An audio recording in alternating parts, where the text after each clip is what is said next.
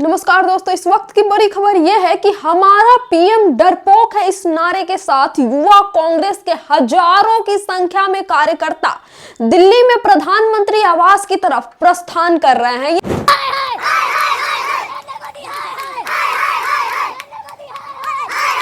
ये नारे लगा रहे हैं, हमारा पीएम डरपोक है, हमारा पीएम कॉम्प्रोमाइज्ड है, और इसी के साथ हाथों में बड़ी बड़ी तख्तियां लिए, पोस्टर लिए, कॉम्प्रोमाइज्ड पीएम का, डरपोक पीएम का, और तमाम पोस्टर बैनर लेकर बड़ी संख्या में, बहुत बहुत बहुत बड़ी संख्या में जो युवा कांग्रेस के कार्यकर्ता है वो प्रधानमंत्री आवास की तरफ प्रस्थान कर रहे हैं। दोस्तों, हम आपको बता दें कि युवा कांग्रेस ने बहुत दिन पहले से ही ये कार्यक्रम और आज की तारीख यानी 10 फरवरी की तारीख तय कर रखा था, जिसमें देश भर से, कोई एक राज्य नहीं, यूपी से नहीं, बिहार से नहीं, तेलंगाना से या तमिलनाडु से नहीं, पूरे देश भर में जितने भी कांग्रेस के कार्यकर्ता है, जितने भी यूथ कांग्रेस के कार्यकर्ता है, समर्थक है, वो लोग दिल्ली में जुटने वाले थे और प्रधानमंत्री आवास का घेराव करने वाले थे। ये तस्वीर देखिए, हम सीधी तस्वीर दिखा रहे हैं आपको।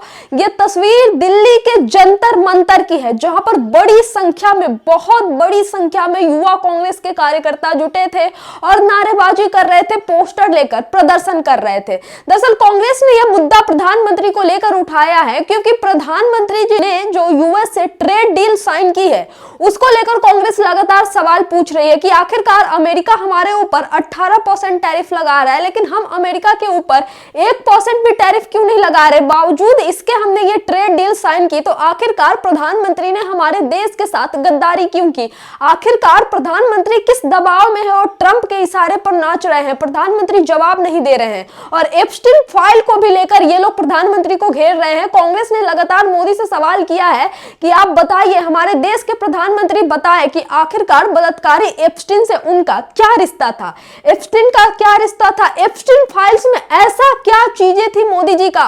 कहीं उसी के दबाव में आकर तो ट्रंप के इशारे पर प्रधानमंत्री नहीं नाच रहे? और इन्हीं सारी सवालों को लेकर युवा कांग्रेस के कार्यकर्ताओं ने आज दिल्ली में बवाल काटा है। सबसे पहले बड़ी संख्या में ये तमाम युवा कांग्रेस के कार्यकर्ता और समर्थक जंतर मंतर पर इकट्ठा हुए, जंतर मंतर पर भाषण दी गई। इन सबके बीच इनकी अध्यक्षता कर रहे थे जो युवा कांग्रेस के चीफ है, उदय भानु चीफ, वो भी कार्यकर्ताओं के साथ मौजूद रहे और बड़ी संख्या में अब ये कार्यकर्ताओं का और समर्थकों का जत्था प्रधानमंत्री आवास की तरफ प्रस्थान कर रहा है।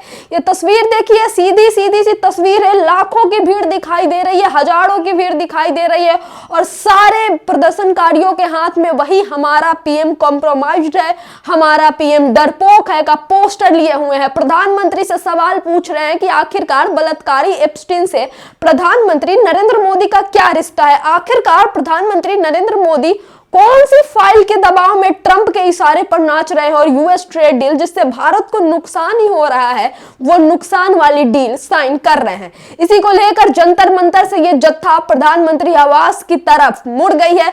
इन सबके बीच दिल्ली में सिक्योरिटी बढ़ा दी गई है, जगह जगह पर बैरिकेडिंग की गई है और इन युवा कांग्रेस के कार्यकर्ताओं को भी रोकने की तैयारी है दिल्ली पुलिस की।